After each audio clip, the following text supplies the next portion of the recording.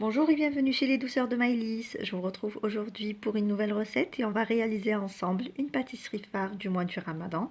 Donc il s'agit de qalbellouz, c'est une pâtisserie algérienne à base c'est un gâteau à la semoule.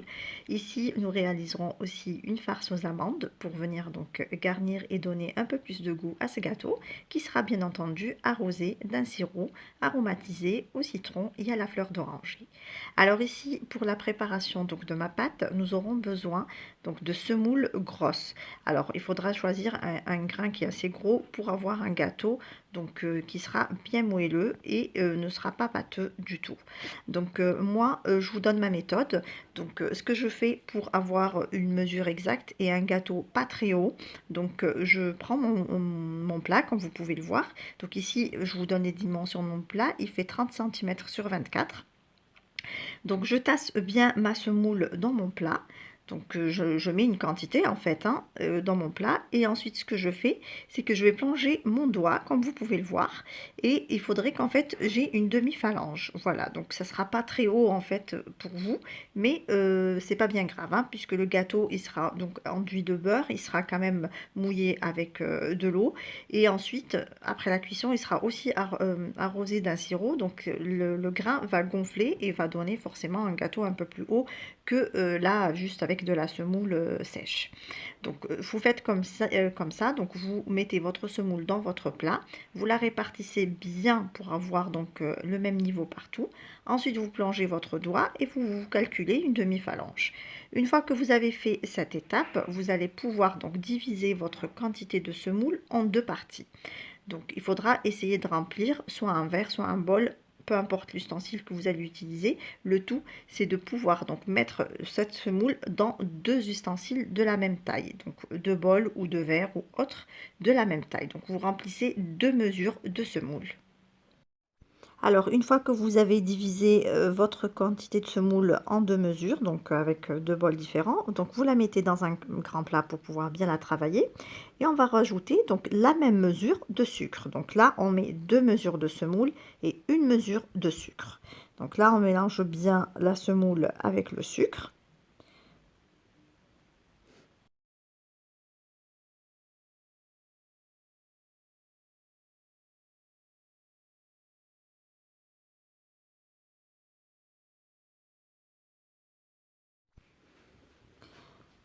Alors ici, on va rajouter donc un quart de mesure donc de beurre.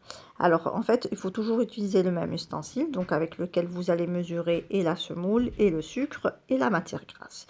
Donc vous prenez le même verre, donc vous prenez deux mesures de semoule, une mesure de sucre, et là on va rajouter le quart d'une mesure donc de gras. Donc pour le gras, vous utilisez soit du beurre fondu, soit du semen fondu, ou soit vous faites comme moi, donc un mélange de beurre et de semen fondu.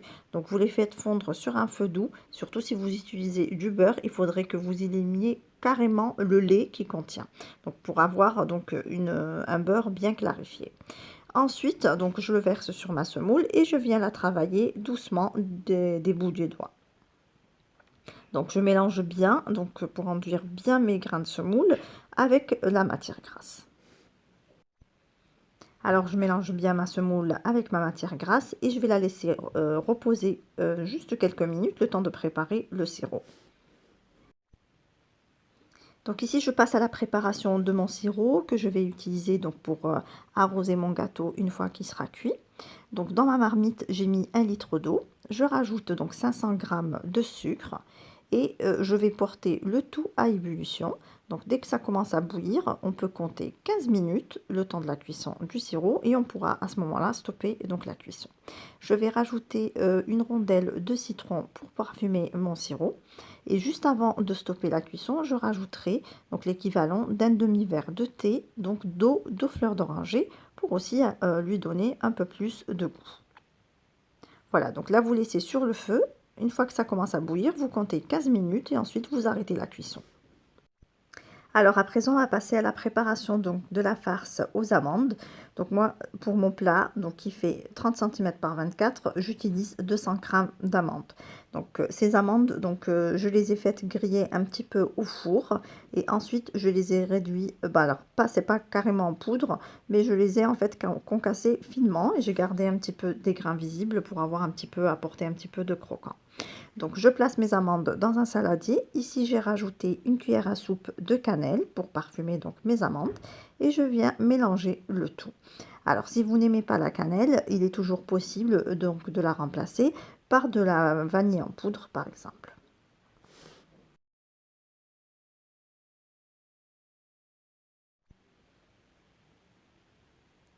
Alors ici, je vais venir rajouter un petit peu d'eau de fleur d'oranger. Donc vous en mettez vraiment très très peu, juste pour humidifier donc votre pâte. Donc là, on va utiliser la main pour contrôler justement donc la texture de mes amandes. Alors justement, il ne faut pas en faire une pâte, il faut juste l'humidifier pour bien donc la parfumer avec la fleur d'oranger et la cannelle. Et c'est tout, hein, on n'a pas besoin d'aller plus ou d'en mettre un peu plus pour en former une pâte, c'est pas nécessaire. Donc juste bien mélanger comme ça du bout des doigts et juste sentir en fait que mes amandes sont bien donc humidifiées avec la fleur d'oranger. Et ensuite, on va réserver donc cette farce de côté. Alors, comme on va réaliser le gâteau que le lendemain, donc il faudra bien la couvrir. Alors ici, je reprends donc ma semoule et je vais lui rajouter une cuillère à café de sel. Donc vous pouvez bien sûr rajouter votre sel au départ avec le sucre. Moi j'avais oublié de l'ajouter à ce moment-là. Donc une fois que je l'ai repris ma semoule, donc là je vais rajouter le sel et je vais venir donc bien la mélanger avec le sel. Vous pouvez aussi goûter pour voir s'il y a assez de sel pour vous ou pas, surtout si en fait vous utilisez une quantité beaucoup plus importante de semoule. Donc il faudra goûter pour savoir si la cuillère de café est suffisante ou s'il faut rajouter un peu plus. Donc on mélange bien le tout ensemble. Alors à présent, on va mouiller notre semoule avec un mélange d'eau et d'eau de fleur d'oranger. Donc comme vous pouvez le voir, j'ai encore utilisé la même mesure, donc que j'ai rempli avec de l'eau et que j'ai complété avec de l'eau de fleur d'oranger. Alors on va venir mouiller progressivement donc notre semoule en contrôlant du coup la texture. Alors moi ce que je fais, c'est que je ne mets pas la mesure entière, je mets uniquement une demi-mesure donc de mélange d'eau et d'eau de fleur d'oranger. Et donc je travaille ma pâte jusqu'à bien l'humidifier. Et l'autre demi-mesure, je l'utiliserai que le lendemain si en effet ma pâte a bien absorbé. Donc là, je continue à rajouter un tout petit peu d'eau et je mélange du bout des doigts sans pétrir ma pâte, juste pour pouvoir la ramasser. Donc un peu comme on fait avec la pâte de makroud ou de brach par exemple.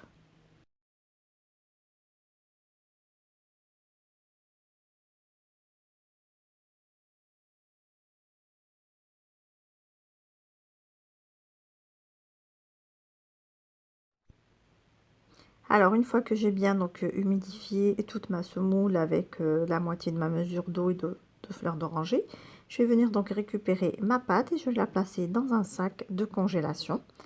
Donc je la remplis et ensuite je vais donc la réserver toute une nuit au frais.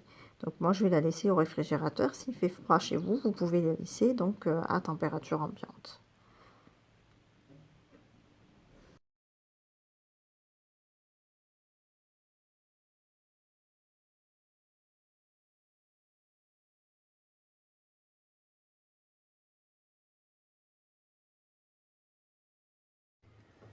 Donc voilà ma semoule après l'avoir laissée donc reposer toute une nuit au réfrigérateur. Donc c'est normal qu'au départ quand vous allez la sortir, elle va du coup comme on a mis du beurre dedans, ça va figer, ça va faire comme un bloc de pâte, hein, ne vous inquiétez pas. Il faut juste la retravailler un petit peu à la main pour du coup la rendre un peu plus malléable comme là. Donc là on voit bien qu'elle elle est déjà, le grain s'est attendri avec le repos. Donc on sent que la pâte déjà elle a bien absorbé du coup et la matière grasse et le mélange d'eau et d'eau de fleur d'oranger qu'on avait mis la veille. Donc là je vais l'arroser légèrement parce que la mienne elle est déjà bien humide. Donc vous faites selon la semoule, la qualité de semoule utilisée. Donc là j'ai le reste d'eau et d'eau de fleur d'oranger que j'avais utilisé la veille. Donc, je vais mettre un tout petit peu et je vais essayer de la ramasser. Donc sans pétrir, hein, juste ramasser avec les mains.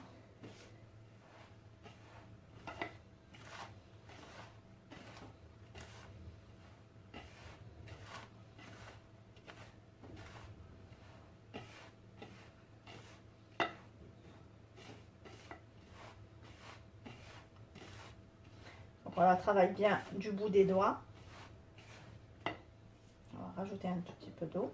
Donc généralement, moi je mets une mesure complète, hein, donc la même mesure que j'utilise pour la semoule et le sucre et le gras. C'est celle que j'utilise également pour mouiller ma pâte. Donc une mesure d'eau mélangée avec de l'eau de fleur d'oranger. Donc comme vous l'avez vu la veille, j'avais mis à peu près la moitié de la mesure. Et là ce matin, donc je complète pour bien ramasser ma pâte. Donc c'est normal que votre pâte reste un peu friable, hein, puisqu'on utilise de la grosse semoule. Et en fait ça va donner un gâteau bien moelleux et pas du tout pâteux. Parce que si on la ramasse comme par exemple la pâte de l'kesra, là elle se ramasse, vous voyez, on arrive à faire une boule, donc ça c'est bon. Mais il ne faudrait pas non plus qu'elle forme une pâte, parce que là sinon ça sera du coup raté, puisque votre gâteau sera pâteux après.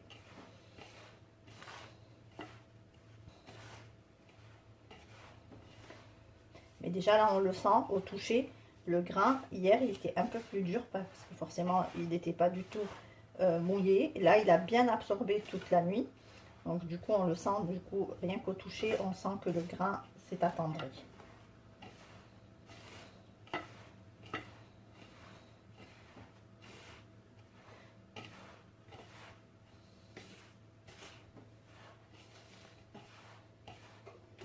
On va diviser notre pâte en deux parts égales pour pouvoir du coup former deux couches sur notre plat. Donc soit vous pesez si vous voulez avoir vraiment une quantité précise pour avoir exactement le même poids, soit vous le faites juste à l'œil comme là. Le tout c'est d'avoir à peu près deux boules identiques.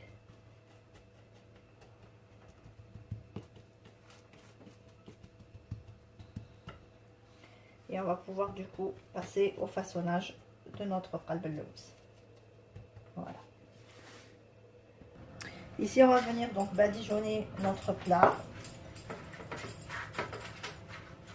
avec un petit peu de mélange de beurre et de semaine fondue pour que notre gâteau ne colle pas au plat.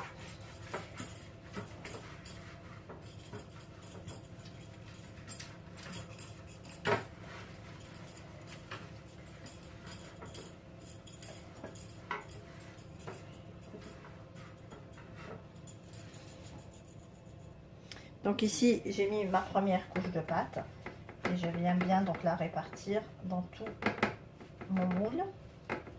Donc, au départ vous pouvez juste l'aplatir comme ça, l'abaisser avec la main, et ensuite on va essayer d'égaliser la surface pour avoir le même niveau partout.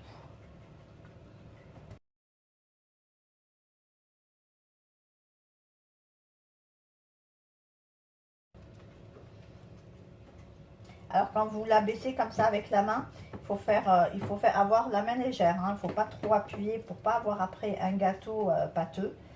Donc juste essayer de répartir la pâte en tout cas dans le moule en tapotant légèrement avec les doigts pour bien répartir la pâte et avoir donc un bon niveau un peu partout, enfin le même, mais n'appuyez pas trop avec les mains. On n'a pas besoin de tasser, hein, on a juste besoin de remettre à niveau notre quantité de pâte. Comme ceci.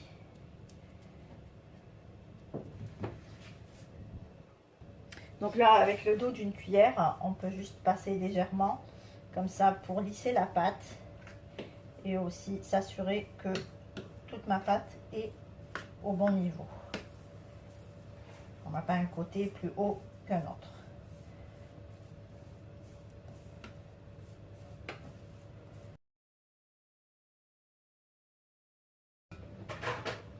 Donc voici la farce qu'on avait préparée donc hier. Donc on va essayer de venir donc la répartir. Donc la farce est humide, elle est légèrement humide, hein, Mais il n'est pas, voilà, on n'a pas besoin de faire une pâte.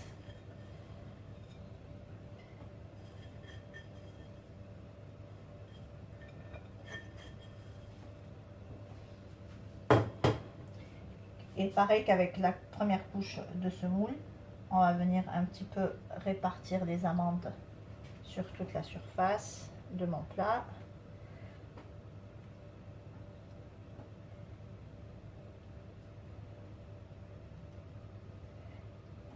Alors ne vous inquiétez pas, ça vous paraît friable, mais du coup elle sera refermée entre deux couches de pâte.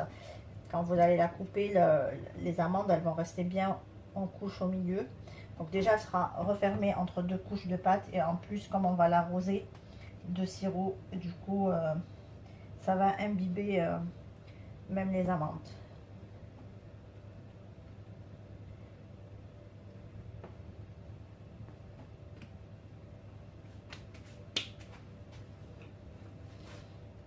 Je reprends un petit peu ma cuillère, juste pour m'assurer que tout est au bon niveau.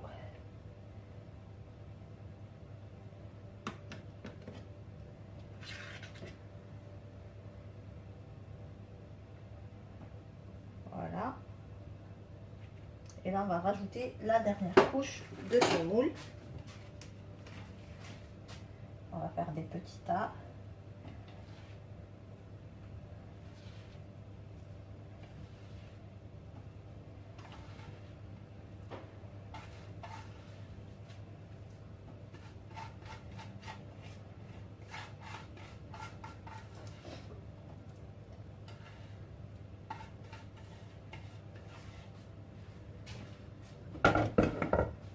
Et pareil que pour la première, on va essayer, donc on va venir d'abord répartir légèrement juste avec les doigts. Et ensuite on continuera à façonner avec le dos de la cuillère pour avoir un bon niveau partout. Voilà, là juste avec les doigts, on couvre bien les amandes.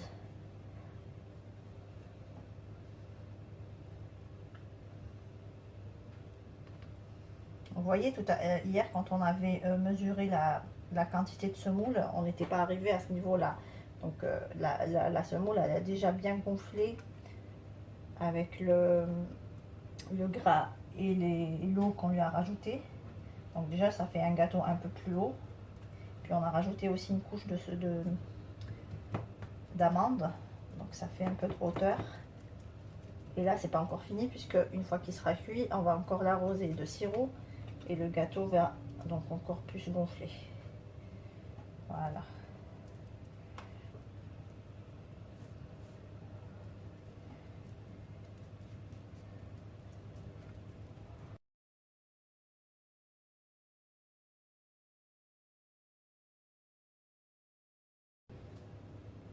Donc je reprends ma cuillère et je lisse bien toute la surface du gâteau.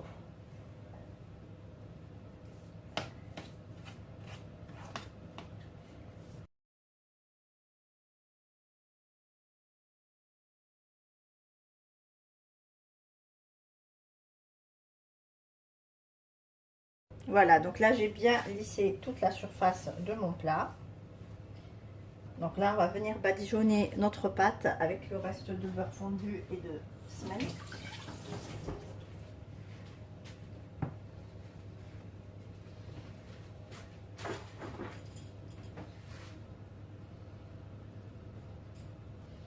Donc juste avec le pinceau.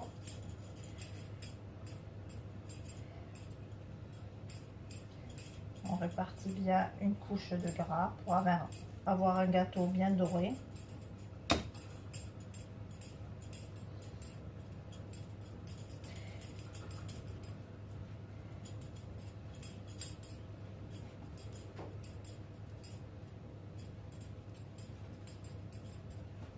Alors, on passe légèrement le beurre avec le pinceau. Il ne faudrait pas qu'on touche en fait au niveau qu'on vient d'égaliser. C'est juste pour badigeonner le dessus sans déformer notre gâteau.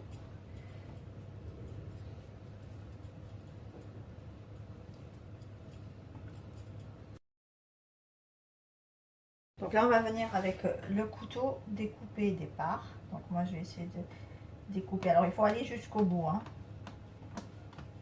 On va pas faire que tracer, mais vraiment découper le gâteau entièrement.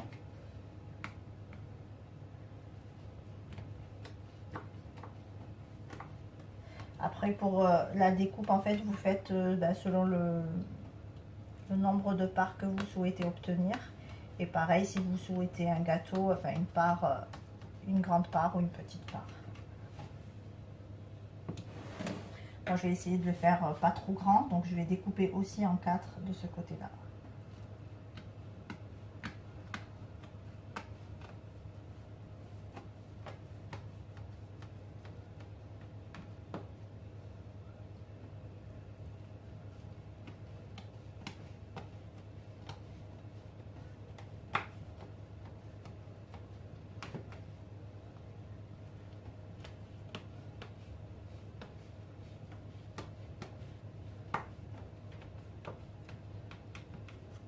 Voilà.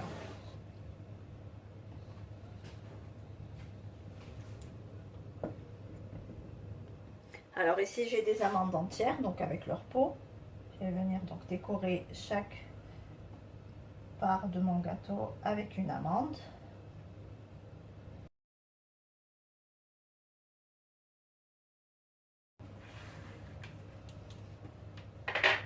Et là du coup on va passer à la cuisson du gâteau, donc à 180 degrés pour 30 minutes. Et on se retrouve tout à l'heure pour l'arroser de sirop. Donc voici mon gâteau après cuisson, donc comme vous pouvez le voir, donc il prend une belle couleur, donc un peu foncée, c'est qui est normal. Et là on va venir donc l'arroser avec notre sirop qu'on avait donc préparé la veille.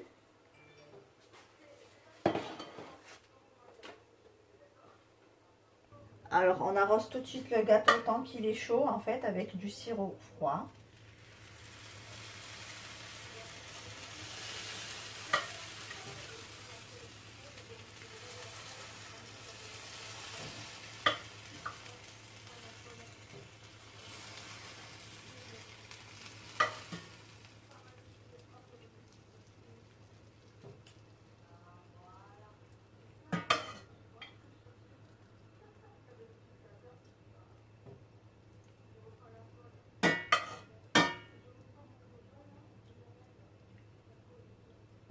Voilà, on l'arrose bien comme il faut, comme ceci.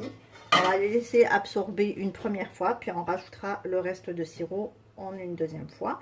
Puis après, on pourra du coup presser avec le doigt pour voir s'il y a assez de sirop. Si vous voyez que votre gâteau absorbe toute la quantité de sirop que vous avez rajouté donc pour la deuxième fois, vous pouvez rajouter encore une petite louche de sirop. Et voilà, vous tâtez bien avec le doigt, en pressant, vous voyez si du coup le gâteau est bien imbibé ou pas. Et s'il est bien imbibé, c'est que c'est bon, vous avez mis la bonne quantité de sirop. Il faudra du coup le laisser refroidir complètement, le laisser même quelques heures avant de pouvoir le découper. Et voici le résultat final de notre gâteau qalb al-lawz, comme vous pouvez le voir. Donc on obtient un délicieux gâteau bien doré, bien moelleux et bien mielleux. Ici on arrive à la fin de notre recette. J'espère que celle-ci vous a plu. En tout cas, si vous avez aimé, laissez-moi un like et un commentaire. Et n'hésitez surtout pas à partager la vidéo autour de vous. Si vous êtes de passage sur ma chaîne, soyez les bienvenus. Vous pouvez vous abonner en cliquant sur le macaron qui apparaît sur votre écran. Et vous pouvez également activer la cloche des notifications pour ne pas rater les prochaines recettes. Je vous souhaite à tous Ramadan Mubarak, bon appétit. Je vous retrouve très vite pour une nouvelle vidéo. Merci de m'avoir suivi et à très bientôt chez les douceurs de Maëlys.